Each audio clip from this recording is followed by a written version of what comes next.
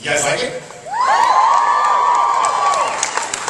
You guys want to ask these guys some questions? Yeah, anybody from the audience? That's killer. That's really good. Yeah, right in the middle. Hi, my question is for Kristen. What exactly, do you have any prior horseback riding experience before this? Or did you have to learn exactly for this movie? I fell off the horse once and hurt myself really badly. I broke and dislocated my elbow when I was like 9. And I was really, really not happy about having to do all that, but it's one of those things. I just had to not think about it because I wanted so badly to do this. It was just like, all right, well, if I perish by horse, that's all good. I went for it. So no, that was it. That was...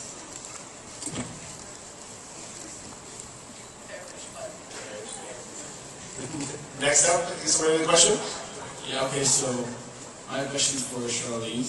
I recently saw your turn in a young adult big fan. And how do you channel this, like, this darkness, inner darkness in you? I don't mean to sound now, Snow White, this is probably my favorite one. How do you channel that, like, to get that on the screen? Because, you know, you're playing evil really well. That's because I'm a bitch.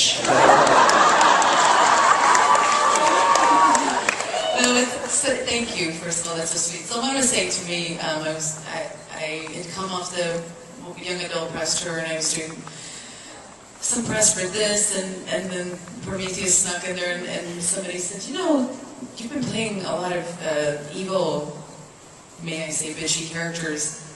And we came to the conclusion that Picasso had his blue period and that this is my bitch period.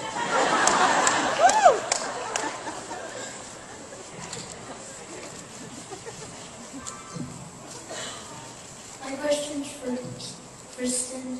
Did you like playing a different kind of Snow White? Yeah. I mean, I think essentially we are pretty true to who she is. Brass tacks, you know, fundamental character traits. We definitely respect. I mean, that's what the story is. That's who she is. But like what I was really excited about in this case, I knew as soon as I read the script and I talked to Rupert that it wasn't, we weren't just playing archetypes, we weren't just playing like the framework of these people. We were actually going to be given the chance to find who they were and why, and that changes her right off the bat because she's just being thought about a little bit. And yeah, I'm just very excited to do that.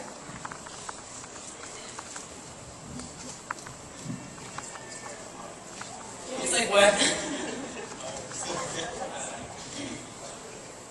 Hi, my question's for Kristen, and I just wanted to know how you feel about playing such a take charge, badass version of Snow White, as opposed to the damsel in distress you always play. Hey now. Yo, she's asking for it. She's asking for it. I could have a full-on Twilight conversation right now, but I'm not going to do that. I will refrain from being like, actually,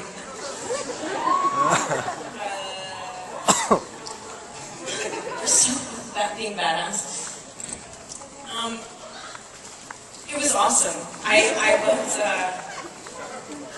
like I said, I love what drives her. It's not, it doesn't feel like aware of the fact that it's badass. It never was like, you know, I mean, I've always been interested in doing, just because I like them, I've always wanted to do a fucking badass action movie because they're cool. But then this was like, I could get behind it on so many other levels, and the reason I've never really been able to do things that are just flawlessly badass and strong and whatever is always because it doesn't make sense, and this just made so much sense, and I felt so strongly. It's like, my favorite thing about her is that she's endowed with so much, and there's so much inside her. It's like, she's brimming. She doesn't always necessarily know why, and I can, you know, in so many different like parts of my life can relate to that and love that about her, and like, you know,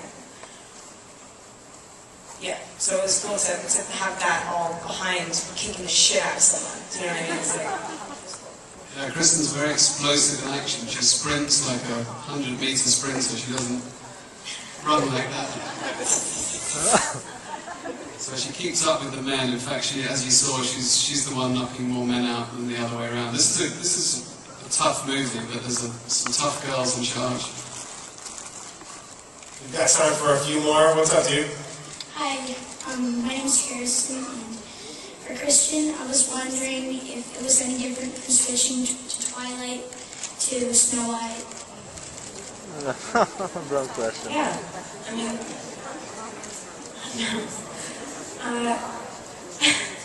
she thinks you're adorable. You should know that. You should remember that. So, are you single?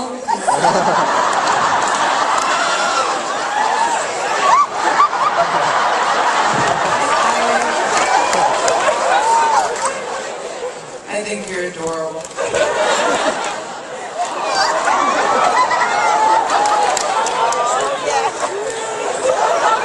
It's a new mom, though.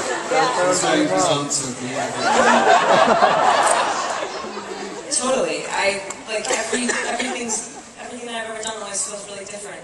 That's a tough question for me always because it's like a really boring answer. Twilight was such a. It was very much its own. I mean, I remember my life kind of in segments of how I break them down from movies, and that was a really extended period of my life, and it was like, you know, very much its own thing, and I love that character, and Snow White couldn't be farther from it, and I'm glad that it's like feeling big in scale, because now it's like, oh, I get to really kind of, I would love to, you know, I would love to look back and remember Snow White as long as Twilight. I mean, I would love to like do more.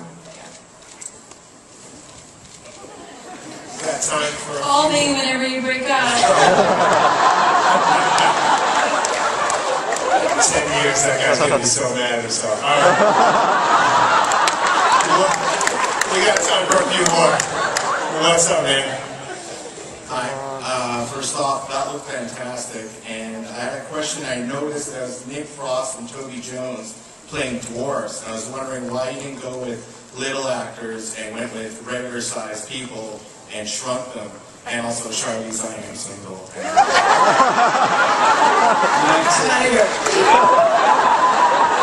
Well done.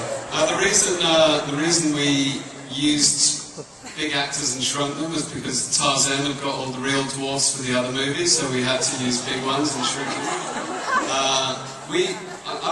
Early on, I think I wanted to use great British actors. I was trying to make a gangster film before this that fell through, so I was like, I'm definitely going to get them in the next film I do, and this was 8 of them, and they're Bob Hoskins, Ray Winston, I mean, The Long Good Friday, Sexy Beast, I mean, these are British gangsters, but little.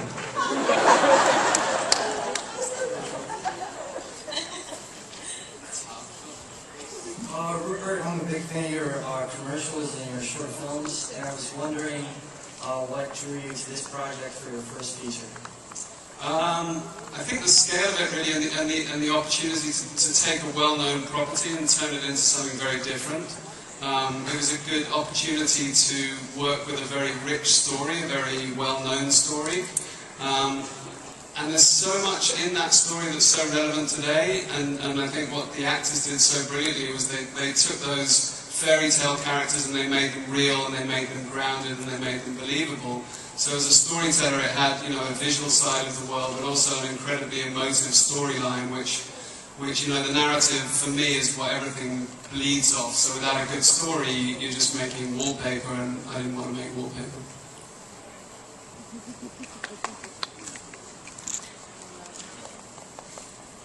Was it fun to be in a movie? Yes. So much fun.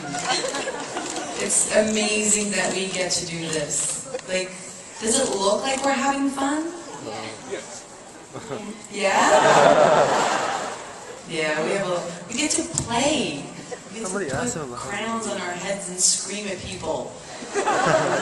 Play mean. It's amazing. It's the greatest job ever.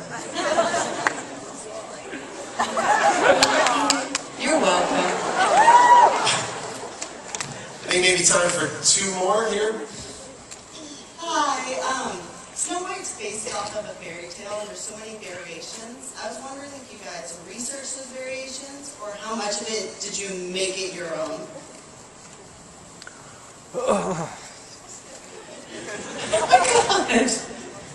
I actually did a lot of research. I read those 7 pages about 6 times. And I thought, it's a pretty good story, you know, I didn't interview anymore. It was by the Brits rather than the ones who like everyone knows. And then, yeah, it seems, you know, I think, yeah, that's about it. It was a lot of research in those half an hours.